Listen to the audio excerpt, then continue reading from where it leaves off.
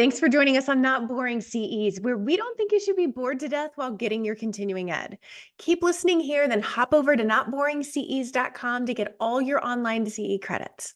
All right, y'all, let's get to learning.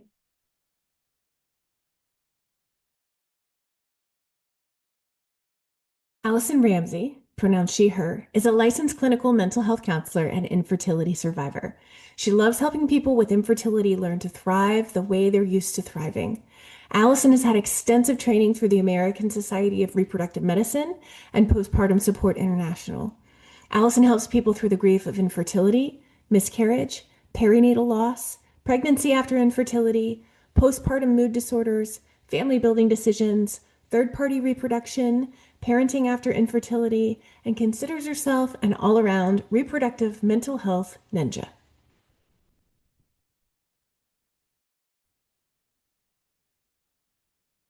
Welcome back to Not Boring CEs. I am here with my good friend, and I'm not just saying good friend to be kind, like Allison is one of my closest friends, but one of my closest good friends, Allison Ramsey.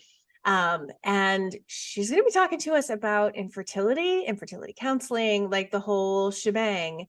And I'm excited about this because I know just being friends with you, I've learned so much going through some of my own struggles with miscarriages while we were friends. And while you're specializing in this, there was a lot of like knowing that I could lean on Allison, my friend, but also knowing that Allison, my friend, had a lot of freaking knowledge. So I'm excited that you are going to be teaching the folks listening and learning some of what you know. So thanks for being here. Thank you. I'm excited to get to talk to people about it because it's actually becoming more common. Mm-hmm. You know, when I started doing this work a little over 10 years ago in infertility specifically, the numbers were 1 in 8 people in childbearing age were struggling with infertility, and now it's 1 in 5. Oh, dang. That's a big leap. It's a big leap, and there's a lot of different speculation about why that is, which we can go into in another day. But most importantly is that if you're seeing people aged 25 to 45, they may have thought about trying to start a family in some regard. So, and 1 in 5 of them may struggle with that. That's right. And in some regard, either trying to conceive at all, but for some people, trying to conceive isn't the problem, it's staying pregnant is the problem.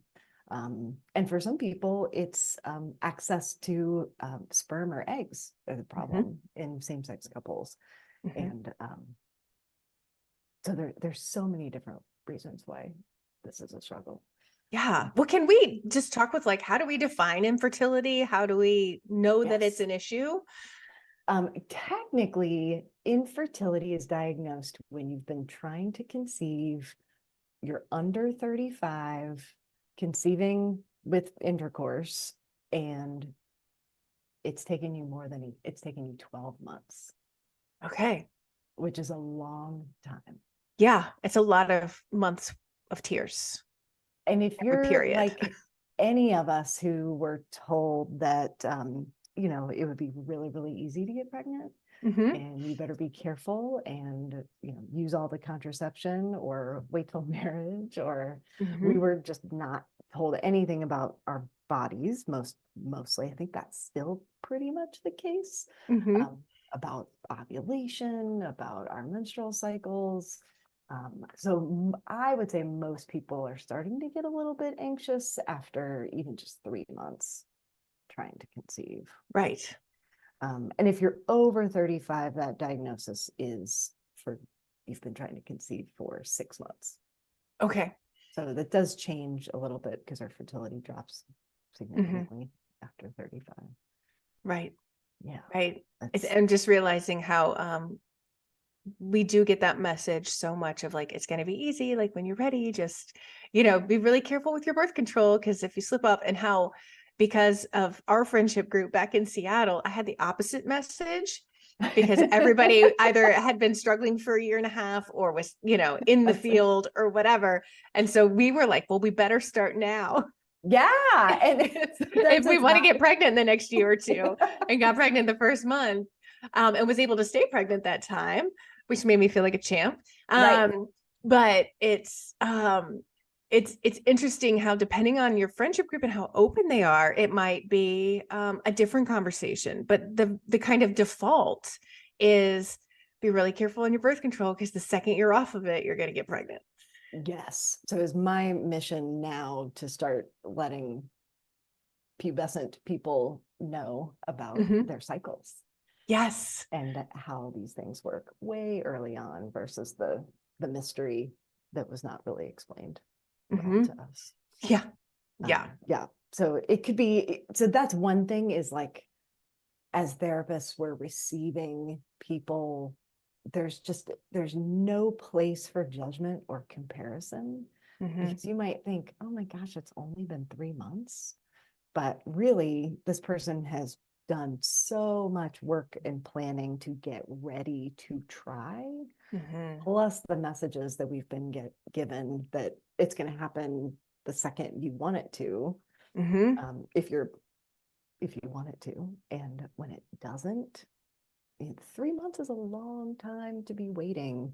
Yeah. And there's always the 2-week wait after you've hit your ovulation window. You've given it your best shot, and then there's 2 weeks to wait and find out if it worked or not. Right. And so one like extra training I would do, if since we don't have time for this, is to go back and familiarize yourself with basic reproduction of and the parts of the body for males and females, and just how this works, because maybe you were taught it, but maybe not.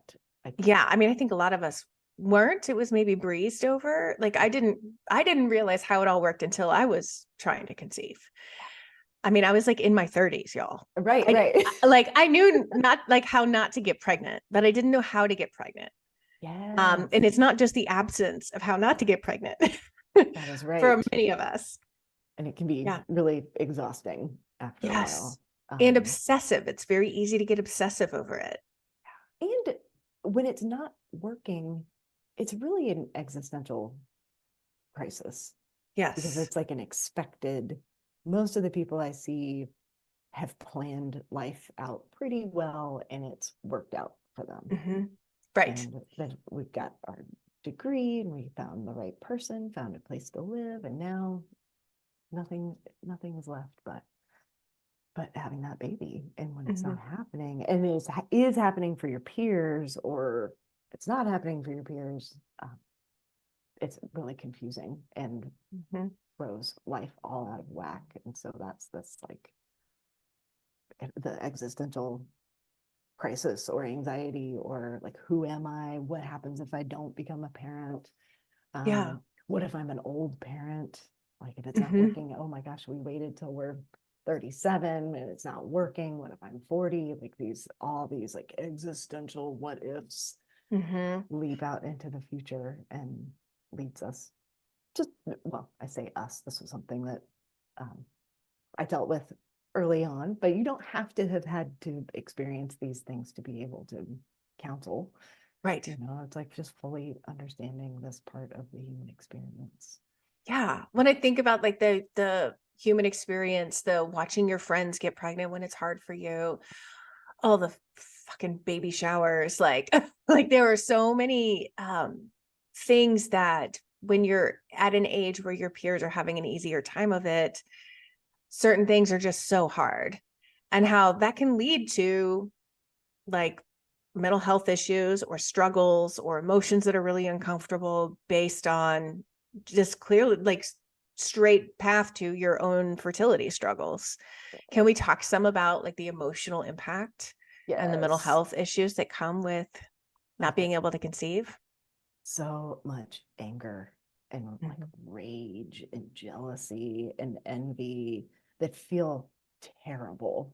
And people feel like they can't support their friends and family the way they used to, or they would like to be. Like, like, I'm supposed to be throwing my sister a baby shower, but I can't stand her right now. Right. it doesn't, and then there's that reaction to the emotions. So I'm having these terrible thoughts. I'm now depressed about those thoughts. Or I have to show up for people in a certain way, and I'm really anxious about going to family gatherings, or when people are going to ask me when we're going to have a baby, or really not feeling like the person you've always felt you were in the world. Yes. Or the friend you once were, or like reacting to what is happening to you, but there's no, you're kind of in a isolated void, and trying to understand your experience through a whole new lens. And it is, even though it's 1 in 5, it still seems super low. It seems like every group of 5, there's still only one person who's experiencing it. Like everybody I meet, it's like, no, I don't know anybody. It's like, I guarantee somebody you know is going through this in some regard, but it is still so shameful.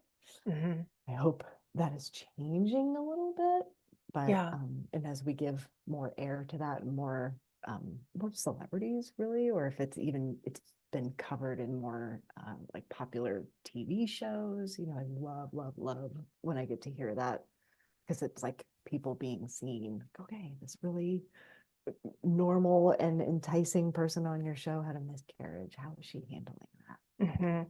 It's really helpful. I think too, though, one of the struggles with it, the portrayal in media, is like, in the end, it's all okay. Like they get their baby in the end, and that's not the case for everyone. That's right. And that's a part of the work in kind of this pit stop, or trail crossing, or waiting room, or something, that this middle place where you're forced to stop and look at your trajectory. Like, what is it that you really want? Sometimes we're talking about, at some point, people are thinking, do I really want to be pregnant more than I want to be a parent? Or if I can't be pregnant, do I not want to be a parent? All fine, all okay. There are really really amazing innovations in getting pregnant with your gametes, like your own eggs, or with someone else's eggs. Making embryos with donated eggs, with your spouse's sperm, with purchased sperm, with your sister's eggs. That's like probably the most common gamete sharing experience. But there's so much there that when you're just coming from, wait, I'm not getting pregnant, there's this whole world that people don't even want to open the door to.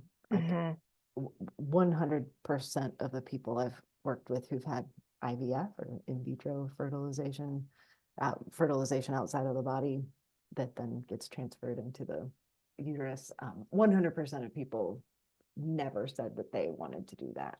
Right. Like, it was like not a part of anybody's conception plan. No. Although it might be a little more common coming up as people are being more realistic about freezing their eggs. I wonder, had that been presented to me, if I would have done that or not. I think most, because people are tired of waiting for in some aspects. So there's also like, do you keep dating, or do you look into becoming a single parent by choice? There's just so many different aspects that plague every facet of your life. And if you're at work, or you're with friends, or you have family, or you walk on a street that has people with strollers or pregnant bellies, it's everywhere. So it makes people implode. When I think about even like egg freezing, so many, like, and correct me if I'm wrong, I'm not the expert in this, but so many people I know who struggled with infertility fell into 2 camps. One camp is they're like, I haven't found my partner yet. And then the other camp is, I was trying to get like my life in order. I was trying to get through this program, or like get my career, or get to a place where I was financially solvent before bringing a kid into the world. Like those are, and then it didn't work out. Like then I couldn't get pregnant. I didn't know this was going to be an issue.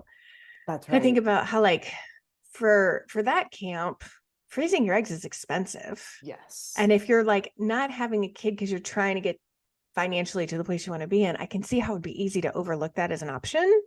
That's right. And just be like, well, I can't afford it. Like we'll get there soon. Just And one more move or one more promotion or one more whatever.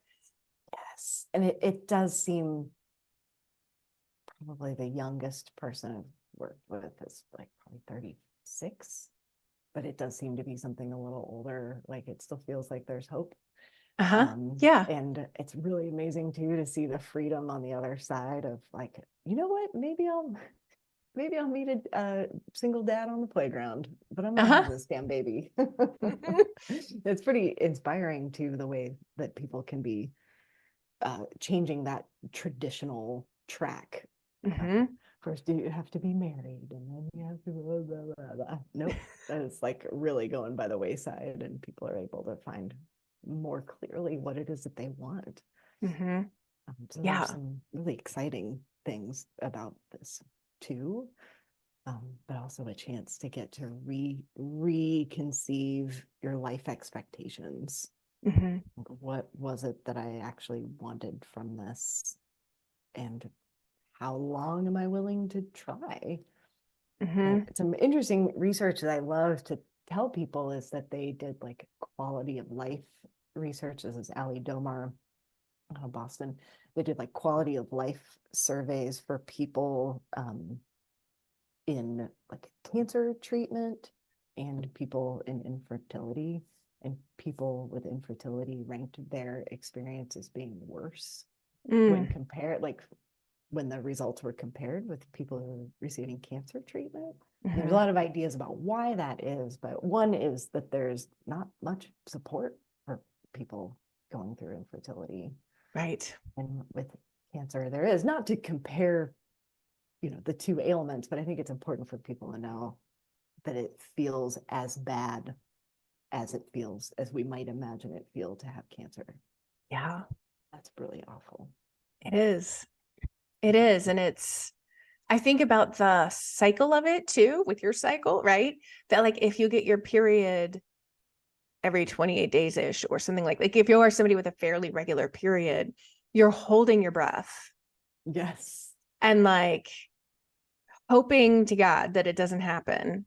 And hope maybe that was a false negative that I took.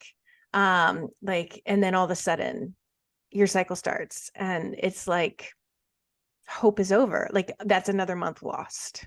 That's right. That's right. And that's where all these, like, there's so much grief where someone on the outside might think, oh, it's just your period.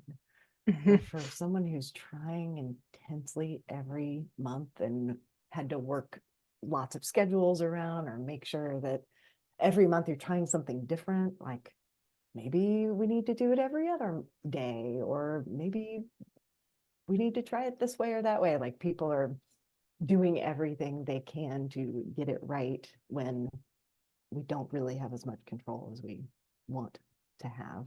Right. And so you've put everything into it, and you think, oh, if I'm pregnant by this date, then my due date will be this date. Like we go really far out, like my baby will be a Gemini, and then I'll be this much pregnant at this time. Like that's, almost a month to get to be in that world. And then we work on not being too far out in the future and trying to live more presently, because that does start to not serve us after a while. But especially in the first couple of months when you're like, oh, this could happen at any time, or trying to control, not like, I really, really, really didn't want to have a Christmas baby. Right. So right. like not try during these times. And but then after a while you're like, okay, I would give anything to have a baby on any day. Right. Exactly. But you're trying to do what you can to make sense of this, whatever idealized life that we thought we could have. Yeah. I'm thinking too about how having like at this age, I've had friends who have been through every infertility treatment there is, like sisters donating eggs or bought sperm, or, you know, like IUI, IVF, frozen eggs, frozen embryos, like all of it. I have friends who've, between my friends, it's all been done. Yeah. And the thing about fertility treatment is there is no ability to chill anywhere in that process. Yes, that is so right. That is so right. It's because then you've opened this door to this alternative method. It is still not 100%.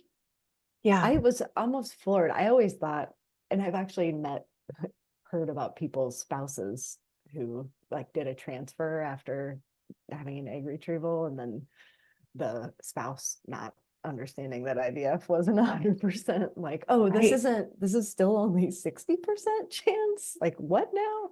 Yeah. You would think with the money, I mean, I think it just shows how much we don't know yet as, or reproductive endocrinologists don't know yet. But there is no, now you've sunk all this money into something that still might not work.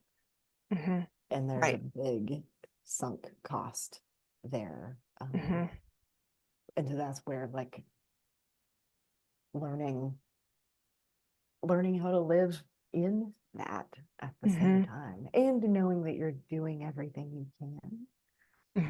You know, for sometimes it's worth it to people to know, like, it's worth X amount of dollars to know I did everything I could. Which is kind of an interesting way of looking at it versus, I don't want to waste the money. It's like, it's worth it to know you tried. And then you can live more freely on the other side of that, whatever that is. If that's biological children or not, or not children at all. Right. When I just think about, like, you've been through months or years of trying, you've maybe come to this decision to do some sort of fertility treatments the hard way. Like, it was not an easy choice for you and your partner, or for you. Yeah. And then it's like, your cycle started on this day. You've got to cancel everything you have scheduled for this day. You've got to, like, blah, blah, blah. Like, it's so anxiety provoking just in and of itself, the treatments, plus the hormones. Whew. Yes. Like, it's a lot when you've been struggling for a long time. Yes, that's a really good point. It's not, I think other people look at, oh, you're trying IVF, great, like all your worries are over. And it's like, no, they just amped up even more. Yeah.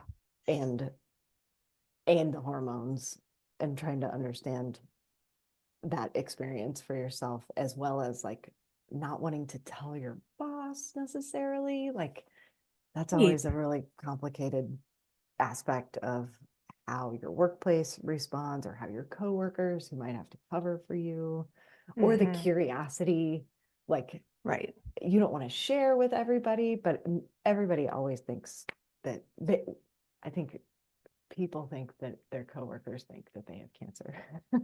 Oh, interesting. Yeah. Like, because it's all these appointments and they're all secretive about it, but there's no other, that's completely up to an individual. Like, it doesn't make it better necessarily to tell, but it just more of what feels bad, of like letting people down and not being able to be your best self.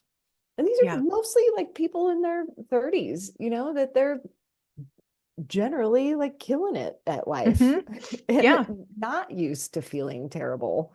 And that's another impact too. It's like, wait, I'm good at life. I know how to work hard and get things done. Like, and for almost everything else we do in the world, you work hard and it pays off. It turns out that is like a shattered core belief in fertility. Yeah. And then you start to see where else it didn't actually work. Something was luck, or something was, you know. Yeah. It's probably a shattered core belief in the rest of adulthood too. Right. Which is some of this, the age group that this is happening for too. It's like that climb. I graduated from high school and I got my degrees and I did this, and you climb. It's reaching that like quarter life, midlife crisis point where a lot of our core beliefs are shattered about things. If you're good, then good will come to you. Nope, not necessarily. Sometimes people use this experience to make sense of like they're being punished. Just really, because that also maintains a sense of like a schema we've developed, right? Like of well, if I do good things and good things happen to me, but if I do a bad thing, then bad things happen to me. So like another part of grieving that comes up can be like it can bring up old traumas or old experiences. One that comes up a lot is an abortion that someone had in high school or college. And then it makes sense in their mind that they're being punished for that, which is like, and it's a really wonderful time to adequately grieve that loss. Like even though they didn't want to have a child, no one wants to have abortion either. Right. Nobody but they need to be available.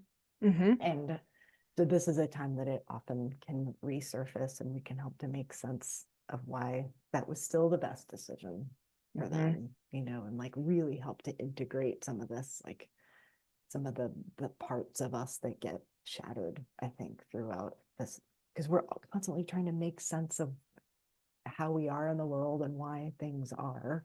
And then that raggedy old one comes up. So it's something to be ready for with all these losses. Not only is the period, but the staying pregnant for a period of time, abortions, even losses like you're not having a parent, or having lost a sibling earlier in life, or like that it's representative of so many other griefs that have gone ungrieved, because we're just bad at that in general. So that's a lot of the time spent too, because nobody wants to do that. They're like, I want to move on, but if it's not acknowledged and processed grief, then it sticks around. I think it's so appropriate that like you started your career, like your niche was initially grief, and that it shifted to infertility, because I think you're like especially adept at managing that part and not brushing over it in the way that as a therapist I would want to brush over it, because I'm less comfortable with grief than you are, I mean, I'd like dictate it, like go ahead and grieve, but like in myself, I'm not going to spend much time, as you well know. Oh, it's so good. It's like, it helps to expand. It's something we're afraid of, but it helps to expand let us have the full access to being alive, like that we can't have love if we're not willing to have hurt. And then it opens us up to all of it. It's a really, I don't know, I don't want to like silver line it, but I feel like that's part of my job as a cheerleader. Sometimes is it there's this is rife with potential for post-traumatic growth. Right, there we go. It's this unexpected stalling out, and then we figure something out from it, about who we are, about the like relationships experiences, like people learning to actually fight in their like spousal connection, spouses, the party not intending to carry is still experiencing infertility, but in a different way, because their body is not as used up within it. But male and female, it's still equal. Like if it's a male the male end of why it's not working, or it's a female end, and then still a third is just this combination. Like there's still just so much we don't know. Yeah. And I think that can be really frustrating for people too, is to not be like properly diagnosed around it, to be like, we don't know why y'all are infertile together. Yes. Like everything looks okay with both of you.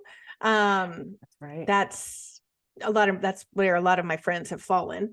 Unexplained. That unexplained. And it's a tough place to be, because you can't fix it if you don't know what's wrong. That's right. Yeah. And so then people are trying to figure out, that going to the internet and saying, so if I eat all this pineapple or all these beets, or there's some, we just don't know if it, I say, if you love pineapple, go for it. But really, we don't have any data that supports that. But that also goes back to like, who is supporting the research to find these things out, like international pineapple growers are not like putting the money into infertility research. We don't know. And there's so many factors all the time. So we end up really focusing on optimizing health versus optimizing fertility. And if you love bone broth, chug a lug. But if it makes you want to throw up, then don't bother. Like, part of it is like trying to figure out how to feel like you're still in control of something. So I think about this in terms of like, it's already like a stressful, anxiety provoking situation. And then maybe you're trying to like gain some control through diet or pineapple or whatever, like you're trying to gain control.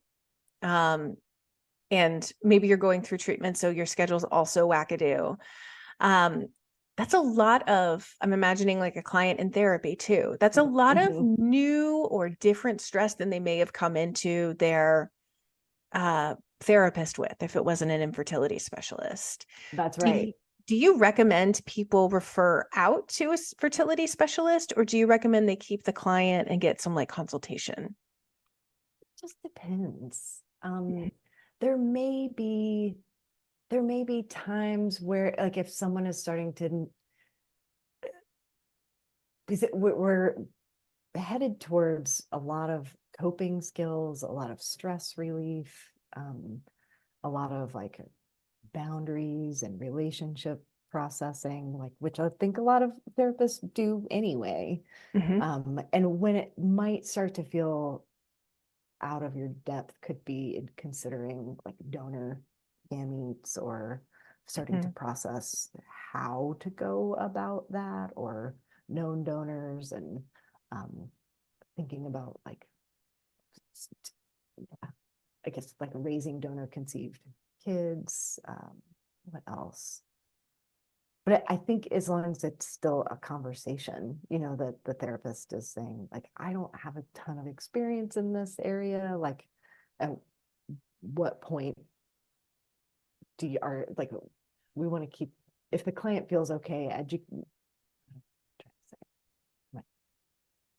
if we don't want to burden the client too much with trying to educate the therapist, maybe you write down like, oh, Google gonadotropin or something that and it depends on your rapport with your client too. If it feels, you don't want her to have to spend the whole time educating you. She's already trying to do that with her family and her spouse and herself, and that might not feel like a great use of time. So you can be open and upfront about that, and do a little bit of your research on your own. That you will start to feel it if you're not feeling helpful. I think we all kind of get that sense, which is a wonderful part of that relationship too, of like, this is not my strong suit. And I want to help you get the help you really need, and I'm still here for you. Or like, because as the long-term therapist, you might already hold so much of their history and understand, oh, you're trying to explain all of this to your mom, or you don't want to tell your mom anything about this. So there's some real benefit to that too. And so the client could also use an infertility focused therapist for some, what would you call that? Just like touch-ups or drop-ins at some point. I've definitely received other people's clients for a period of time and then handed them back off. That sometimes resolving infertility is all the stress that there was, but then for other folks, then there's the pregnancy after infertility. And so then we're managing anxiety ongoingly. Yeah. And there's really no date. There's this weird apex, I guess, of I'll feel better when I get my first ultrasound. I'll feel better when I make it to the second trimester. I'll feel better at 20 weeks. And you just keep kicking that can down the road, but it turns out they don't want to fully be in the pregnancy or thinking about baby showers or their lists of things that they want or need, or thinking about their nurseries. It's also it almost feels like they're betraying their infertile self. Their infertile self has spent so much time being mad and angry at pregnant people, and then you're a pregnant person, and so it's really confusing to cross over. So that takes, sometimes they're 30 weeks and they're like, shit, I need to plan a baby shower, or I need to figure out what I'm getting for this, but this is happening. Just like protective about whether or when this is actually, going all in. If it's been a hard, how do I know I'm going to believe this, that this is really going to happen? So then there's parenting after infertility. Right. It certainly can start to spin out ways that you can be afraid of things not working out. And that will go on and on and on. So if it's managed in infertility, how do we deal with the unknown? How do we receive bad things that happen to us? How do we manage our own anxiety ongoingly? I think it makes one hell of a parent. Absolutely. Yeah. To get to that place. But with awareness and mindfulness too, because it could also make you the ultimate helicopter parent. Do you know how much I paid to get you? Right. It's can be not helpful. And people who've struggled with infertility and did not get mental health support for it are more likely to suffer from postpartum mood disorders. And so that's another case I have for infertility counseling, is that let's learn a bunch of skills now that you're going to use through your pregnancy and throughout your parenting journey. It's kind of awesome. Yeah, I love that. Yeah, starting way early about how to be parenting isn't just, I think it's so much more managing our own shit. It is. It is. And if you learn to do that in infertility before there's a kid, then you can be all set. Done. Dustin. Yeah. You don't need anything else. Easiest thing you'll ever do. Oh, that's another training. Yes. Somebody will do that training. Yeah, I'm thinking about maybe a younger therapist version of me. And the kind of pitfalls I might have fallen into if I was seeing a client who was then struggling with infertility later. I would have referred them out on the front end, but if it was somebody I had a relationship with, and I can imagine my optimistic cheerleader self being giving a lot of false hope as if it was rooted in anything real, well, IVF, absolutely, you'll get pregnant. Look, let's just keep your stress down. At a time when everybody's like, reduce your stress, it'll happen when you're least expecting it, and all these things, when it's how am I supposed to reduce my stress exactly? What? That's right. What does that even look like? Yes. Right now, when I'm responsible for so much, just to have this one thing that was supposed to come so easily. So I think about that is a pitfall I might have fallen into. Acting like I knew what they were talking about when I didn't, and not doing the research afterwards because I didn't write it down. And I was like, Gonata, what? That's right. What are some other saying too many platitudes? We don't even say, it's so hard if we're not aware of infertility. It's so easy to make assumptions. Or I still remember asking someone at a wedding once, like they had maybe a 3-year-old, and I was like, oh, when are you going to have number 2? Like that may or may not have been a triggering question for them, but now that I know more, that, you know, the person could have just run into the bathroom and cried the rest of the night. Like, I'm trying, damn it. Yeah. It's, I guess, what would I say to that? Like, not trying to make them feel better, which is really hard because that's part of our job, but actually grieving. And like research shows that psychoeducation about the normalization and validation of this, like this reproductive story, it opens up space for people to feel better. Like helping people access resources, not, and I think that is the sense of isolation, or the false hope is what happens when somebody is surrounded with people who haven't experienced infertility.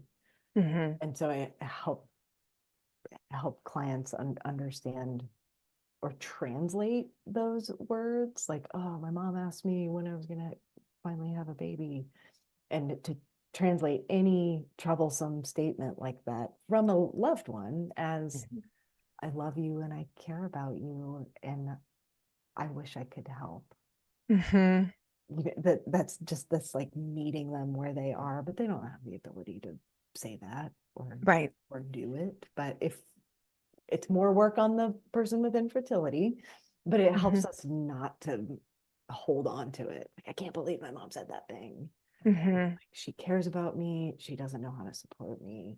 I'm going to set it down and seek out the people who can. And so as a therapist, I think being curious about the experience, what's it like for you when you take those shots? Like, you have to, that's one wonderful thing about many wonderful things about our jobs, is that we get to be curious, to really compassionately wonder. And if you can stand in your own shoes of like, what is something I really, really, really wanted with all of my heart and knew that my life could only be as I wanted it to be if I had this thing and I could not get it. If you can really try to stand there, and how would you feel? And how would you feel when everyone else around you can get it with ease? And start to empathize in that way, not baby specific. And definitely, if you're a therapist and you've had babies, or you've had a lot of babies, or you just, these, he just looks at me and I get pregnant, those kinds of things. Not intentionally harmful, but so harmful. To kind of keep your own reproductive experience out of it completely. Even if you're somebody who didn't ever want kids. So still imagining your own thing. What's the thing you really, really wanted and had a hard time getting, or couldn't get it without a lot of luck, like magic and wishing, because it doesn't matter. Like, this is, for now, it's magic how people get pregnant. That's only because we're just not there scientifically yet. We're closer than we were 50 years ago, but it's still a really new understanding of how this happens. So that's a really good question. In asking them, if you do, maybe preparing as you transfer some of your work, if you're working with a long-time patient and you're transferring within your own work of saying, this is not my strong suit, this is not my expertise, will you tell me when I've said something harmful? That it can be really great grounds for practice, because you've already got this relationship. You're not going to take it personally, that it gives her a chance to say, that was really hurtful the way you put that. And to say, I'm so sorry. Can you tell me a better way that I could say that? And how empowering that could feel. And then practice for the next person who says something stupid. I think about also young me then going on to do some research and doing the have you trieds Oh, that's really in good. session, and how Yeah. like awful that would be as a client. Like, yes, I fucking tried everything. I've read Yeah. all the things that you just read over a weekend, plus Yeah. years worth more. That's right. That's right. That is really hard. I think that is us realizing, like, the counselor staying in their lane. Mm-hmm. And I always want to know, have you seen your OBGYN about this? Then I'm like, cool, they've got this. Mm-hmm. That what are they telling you? What are you learning about that? Like, we're the support person. We're not the ones we're helping them manage the emotions around this Mm-hmm. process and not helping them get pregnant. That's Yes. their own path. In any way. Let's not help our clients get pregnant in any way. That's right. Ethics. The one thing I was going to mention, I forgot about the study where they had quality of life surveys for infertility patients and cancer patients, is that they found too that it's the same researcher, it might not be the same study, but Ali Domar also found that stress does not get in the way of conceiving. Oh, whoa, that just blew my mind. I had no idea. Yeah, like, it's a real, we still don't have any data that stress gets in the way of conceiving. Oh my And gosh. people get pregnant through war and famine and drug abuse, like really awful life situations. But the only thing stress does get in the way of is continuing to try. And so when we can help people manage stress, they can keep doing more months of trying. And the more months of trying, the more likelihood is that you'll figure it out. Either way, I always say we will all get on the other side of fertility. You Right. can't imagine what that is. We're there.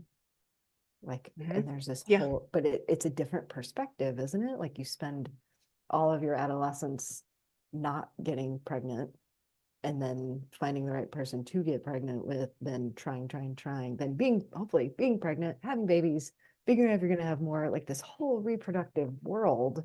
And then there's the other side of it where you'll need to find yourself again.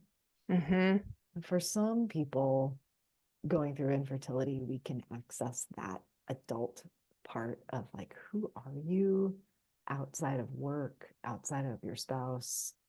It's really potentially rich, because when there are children, they take up a lot of space and time and thinking. It's fine, it's great. But people who get a little bit of time ahead of time to say, okay, I made it to adulthood. I don't just watch TV all the time. Like, what else am I interested in? What else can I do with my time? And then that makes you an adult that a child wants to watch learn how to be an adult. Yes.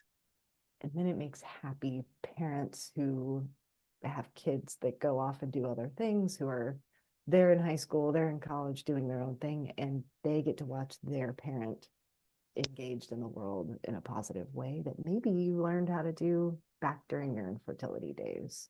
So that's, like, I've had people like learn to play the banjo and learn knitting. Knitting was my personal thing. I'm still knitting up a storm, making things that nobody wants to wear, but it's not about that. Too bad. Infertility helped me, like, oh, I have time. Okay, like, what else can I be doing, learning about, being curious about, that has nothing to do with trying to conceive? Yeah. It's pretty life-giving. So I'm thinking about, like, the differing presenting concerns of, like, early fertility struggles versus, like, ongoing infertility, been at it for a really long time. How does that look differently in session? That's such a good question. How does that look? The early, see, most of the people I meet have already been experiencing infertility for a period of time. So I'm trying to think about the handful of people that I knew ahead of time and like what I think there's like hey, we're going to start trying, not in August because we've got like 3 weddings to go to. There's always like these considerations. But after that last wedding, then we're going to start trying that. So I'm on alert. I'm like, okay, here we go. Because there's a lot of expectation and hope. And okay, that didn't happen the first month. We can give it another time. It might not even take up a lot of energy in session yet, like even for 3-4 months, maybe. And then such a good question, because I'm picturing like the life cycle of the infertility, the trying to conceive person, not even just infertility, but sometimes, you do get pregnant after 8 months, but that was a hell of an 8 months because you thought, oh my gosh, am I going to be like my sister or like this other person I knew? Is that all these so scary? So I think that after a few months, the darkness starts to creep in. The oh no, what if? Maybe they Google like more and more time down Reddit rabbit holes or Instagram rabbit holes about trying to learn more about what is there anything else they can do to all those tiny little things like what was I doing? I stopped using my like BPA free plastic water bottle. It was still but it was plastic, and I was like, anything I can do. I had this metal one for a while. Anything like as long as I've known you. That then is that starting to reach out for control. What else can I be doing? Starting to maybe react to the more and more you're counting down the people that are getting pregnant. Maybe there's a friend group and there's the first one and then there's the second one. It's almost like falling bowling pins. And then when you're the last one, which is a really good time, I think, for all women in this phase of life who are trying to conceive. I think being aware that we need different support. Like that person who is pregnant, she needs support, but just not from her infertility friend. Right. And the person with a newborn, oh my gosh, needs so much support, but not from your infertility friend. And your infertility person needs so much support, but not from the person with a newborn. Right. And so it's a real shift. And I just wish we could normalize it more, that we get so much, oh, wow, we've been friends since kindergarten, or we've all been best friends since middle school. It's like, that's great. But there's a stage of life where we are expanding into these new realms that we need maximum support for that stage of life. And I do think people come back together, like come back around, maybe when kids are in kindergarten or don't take up as much space for the parent, but for people trying, for people who are pregnant, for people who have little kids, like everybody needs to find support that matches where they are in that time. And then you can reconvene with go do things with your friends from high school for a weekend or how that is. But I think that's it's an expectation that a lot of women have had of like, well, I'll be pregnant at the same time. And it's like, no, you won't. It just probably won't work out that way. Yeah. It might be everybody within like 3 or 4 years, but those are some big years of self-discovery and understanding. And I guess just knowing that people aren't trying to abandon you, but that you also need to seek out the support for this time of your life too. Yeah. And at any point you might cross over. to True. being a pregnant person. And Yeah. then you're like, hey guys, remember me? Mhm. Can I join your pregnant club? And Yeah. it's really scary, especially if we've had a tight group of friends or haven't branched out. And so it's a place where I think most people who end up in a infertility support group, nobody wants to be there. Right. I don't know where this phrase came from, but people say it's the worst group with the best members kind of Uh-huh. thing. Like nobody wants to identify as that. And it's interesting for people to see their judgment of what they thought all the people there would be like. Uh-huh. Right. When they're just like everybody, like Yes. they just people who have this hard thing going on, but they're like the same people Yes, as all of our friends. that's right. And they Yeah. get it. It's amazing. They're definitely sometimes when if I can't see someone or our schedules don't match up, or they're like, I've contacted all these people, and say, please check out. Now that pretty much everything is virtual, there's so much access to support groups in different time zones and Yeah. people you never have to run into in person. Mm-hmm. If they don't want to, it can just be their secret support. Mm-hmm. Yeah. Oh, yeah, that's a great question. And just thinking about how necessary that support is, like you're saying, like your friendships shift. I mean, I think about like we had our crew of like 4 couples in Seattle, and I got pregnant so fast, and one of our friends couldn't be around me.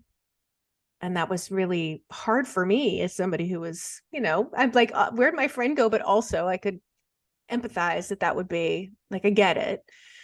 But not, I mean, it's hard. It's like, I mean, it sucked for everybody, right? Like it was yes. a bad, like I can understand. And then I remember our another couple, they were getting married now that it was legal in Washington, they were getting married.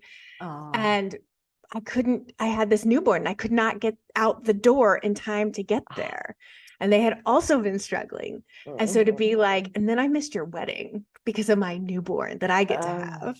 And so it shifts your relationships in ways that nobody's going to predict. no. Yeah. And like, yeah. So it had been, the crew got janky. Yeah. Yeah. And I did not know at the time that I would need such specified, unique support. It's something that I really drive for people when they are getting pregnant. It's like, who are your people? Because it takes a village. And sometimes the people that were your people before babies don't have the capacity to be your people after babies, or your interests change. I've seen that a lot. Yeah. Well, and like you're going through infertility, and the people that were your people that kept you bolstered are now hard to be around. Like it makes it worse to be around them. And then you have to find new people, which sucks. And I don't want people to think it's replacing. Sometimes it's replacing, but it's diversifying your portfolio. There we go. And toss a therapist in there, support group. Right. That's helpful. That's helpful for our longevity. Right. That's true. Great research on people who, like octogenarians who have higher quality of life, would say, well, I've got more than just my spouse, because that person's going to die. One of you is. And then I've got my friend that I can go for walks with. I got my friend who likes sushi. I like my friend who likes bad movies, the one who I know will be up before 10 a.m. and the one who's will stay up past 10 p.m. So the more people we have like that represent parts of us, the better we do. And so that can kind of start with this phase of life. Yeah. That you might find a mom friend that really serves you in that first year. And then after a while, it's like, okay, we've got some other stuff going on, or it's just a natural progression, or an infertility friend who serves you during infertility. And sometimes they stay close, or if you all get pregnant at the same time or are doing cycles at the same time, it can be really amazing support. But I think it's a lesson in non-attachment. that's kind of new for our 30-something selves. We're used to like, oh, we've been friends since high school or something. There's that really important longevity, but turns out we can have really great connections with people for as long as we have them. Yeah. Maybe that's 6 months, maybe that's 30 years. And we learn something from everyone and benefit from those connections no matter what it is. So the therapist gets to be that long-term committed person, like in understanding the story and like helping them tell their reproductive story. We think, as I notice I speak in we as in infertility patients and then we as therapists. So my mind bounces back and forth on that. Is that as the infertility person with infertility, we see just this chunk.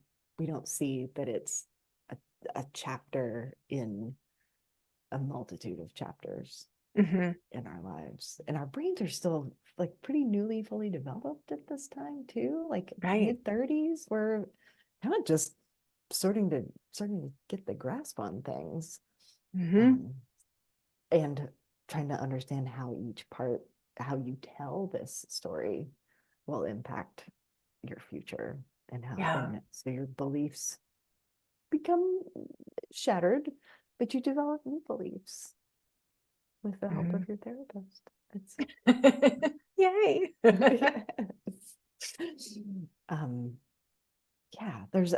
There's so many spaces for like continued education for a therapist. Like if you are going to go into this realm, like the American Society of Reproductive Medicine is the bomb. They have really bad marketing.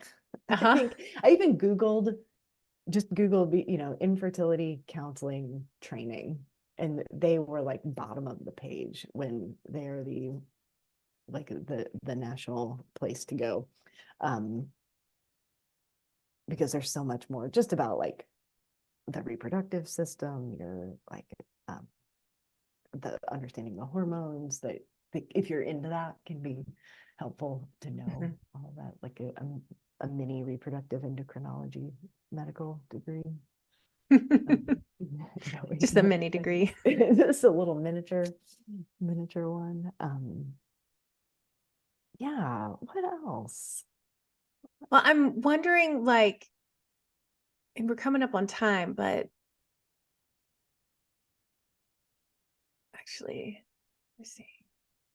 What are some things that people can do to help? Like, I'm so glad to hear stress is not impacting fertility, and still like, wow. It still make you go crazy. Right, exactly. So like, they're still in this really painful place. What is something people can do to relieve some of that stress while going through all of this? It can be really helpful just to know stress does not cause infertility. Yeah. And you know what? I tell people that every day and people still don't believe me. But for the people who do want to believe that they can stop stressing about their stress. Right. Because that's such a big, I remember that. So it doesn't impact miscarriages either? No. Jeez. No. People are like, I did something wrong. Yeah. Oh, goodness. Like, it feels bad enough to have this happen and then to punish and blame yourself. Yeah. Oh my gosh. Like, it feels it's just not helpful. Because it's not based in fact. And it says something about how much we want life to make sense. Yeah. And that's human. We've put a lot of parameters around life to like make sense out of the chaos that it probably really more so is. And so one, the kind of, because people want something they can control and do. One is like learning diaphragmatic breathing or belly breathing, which is really interesting. When I first learned this, I was like, oh, I have been sucking it in all my life. Most people, a lot of people have been doing that. And so it's still it's really unfamiliar. Yeah. Blow out your whole belly and then breathe in and hold it for 2 seconds and breathe out, because you're trying to strengthen that muscle that helps you inflate your entire lung situation, the diaphragm. And when you're strengthening that, then you're fully oxygenating your blood. Then you're lowering your heart rate and decreasing your blood pressure. And that just feels good. And so the best time, this isn't like emergency breathing, like, because that never works when somebody's like, just calm down. Right. It's planning a part of your day. Maybe every time you're at a stoplight, you do those breaths, or you wake up and wait for your coffee or tea to brew and you do 3 or 4 of those breaths. So integrating some of the stress management with the rest of what you're doing every day. What else? Meditation, which everybody loves to hear. I'm already feeling resistant, Allison. I know, right? So a simple, like, one that I love is like stepping outside, breathing in and out, and checking in with each of your senses. And it's an easy learning about how to drop into right now, and getting a chance to strengthen that muscle that is the thinking mind. Oh, look, I just had a thought about the trash can. Coming back to my breath, breathing in and breathing out. Oh, there's a siren. Oh, I wonder what's happening with the fire. Oh, okay. Oh, I just noticed the thought about the fire. Coming back to my breath, breathing in and breathing out. There goes my neighbor. Oh, I need to make sure I text her about that thing that's happening. Like, there's all the, and it's a good outside experience because there's just more sensory rich, and we're not too attached. If you're in your house, it could be like, oh, there's that messy countertop, I need to clean it off. You don't have as much power. You just see your neighbor drive by and you wave, and you notice the thought and you come back to your breath. And maybe you will get distracted and you won't get through all your senses at first, but you'll know you tried. And it's like picking up that weight and doing it twice. You're not like have a huge muscle after that, but if you do it every day for a little bit, you start to notice where your thinking has been. When it's helpful, people who don't look up expected due dates for each month anymore. People who get so much out of the practice of that I see them once they're pregnant, and I always like to ask what week they are, because I think it's helpful for us to hear ourselves say, I am 21 weeks today. Because it's such an out of body, people don't feel really integrated with their pregnant bodies, and so trying to ask questions about that experience. But people lose track, like they've gotten so removed from trying to, and then it's like, now we're in the year 2024 and I'm supposed to have a baby this year somehow. Like, it doesn't quite align or feel real. So dropping into the present as much as possible. Imagery of, like, something I love about like early pregnancy imagery, or even 2-week wait imagery, is like, if they have a decent relationship with their mom, to imagine what it's like when you go visit your mom, or a kind friend or a compassionate person in your life. They receive you, they say, hey, come, welcome, we're so glad you're here, we have all your favorite things, I hope you can stay for a really long time. And maybe you stay, maybe you don't, but compassionate, loving being receives it all. And so to be trying to conceive and imagining, hey baby, I'm here, please stay for as long as you can, you're welcome, I love you. Like, for some people initially that feels risky, because they think if I ignore it, then it will be like it never happened. When my period comes, I won't be disappointed. Well, it turns out it doesn't actually work that way. You're going to be disappointed anyway. Right. If you really want this, you're going to be upset. And so what I see helps for people, even when people have miscarriages, that they are glad that they were as receptive as they could be. Mm-hmm. And I've seen people do like both, the having the fearful pregnancy, I don't want to get too attached, which makes me laugh because it's like, right. you're literally attached and changing. But it just says so much about what we try to control in this fearful, what we don't want to feel.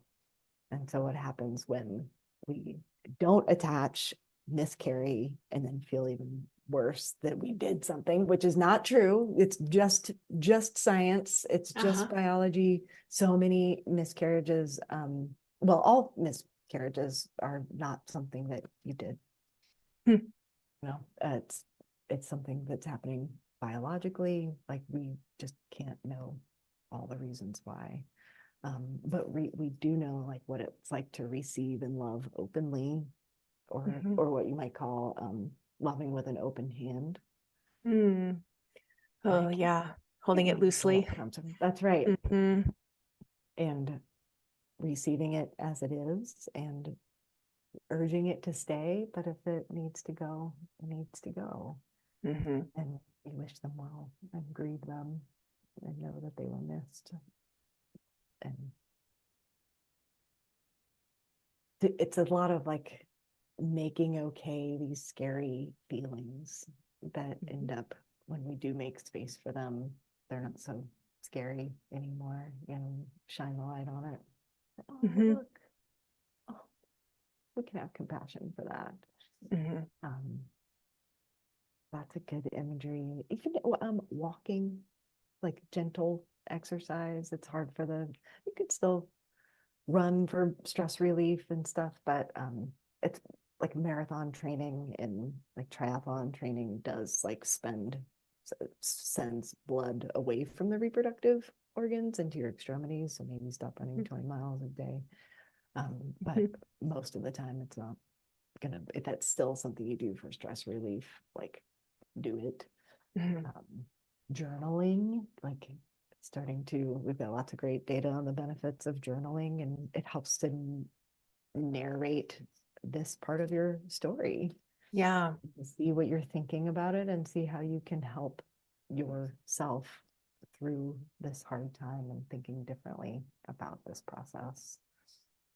Awesome. Yeah. So helpful. Thank you. Yay. Thank you for the conversation. Thank you for I really think a lot of people are going to be able to see this or hear this and feel more clear about where their competency is. Okay. Cool. And to know that they're friends when I know this is all supposed to be clinical, but if people watching or listening, if they or their friends are going through this, that's 1 in 5, y'all. Yeah. You're going to know and love people who go through infertility. And so these are all just good things to know as a human being, not just as a therapist. That is so good. I think I had a hard time being the friend after being the therapist. I think that's a funny place to walk that line. And I think I kind of know what to do, but I'm not sure what to do in this situation because I'm just the friend. And how can I be helpful? Or do you want to talk about it? Do you want to go for a walk? Not giving advice, still not giving advice. They've got docs for that. Because I can see how that's easier to fall apart as a friend than as a therapist. Yes. Or telling stories about, well, my sister-in-law did blah blah blah. Right. There's a million different ways that people find themselves on the other side of this. It's even though we're all floored by those stories about somebody that did an egg retrieval and then got pregnant, don't tell anybody those stories. Right. Absolutely. They're fun to hear, but not when you're going through it. Yeah. That's so helpful to think about how to be compassionate friends with boundaries. Yes. Well, thank you for being my friend with boundaries and for teaching other therapists how to handle this. So yay, thank you. Thank you. I hope that broadened your clinical horizons. Head over to notboringces.com to get your CE credit. Want to have a not boring conversation with me about your clinical area of expertise? You can apply there too. If you like this conversation, leave us a 5-star review, tell a friend, and be sure to subscribe for future conversations.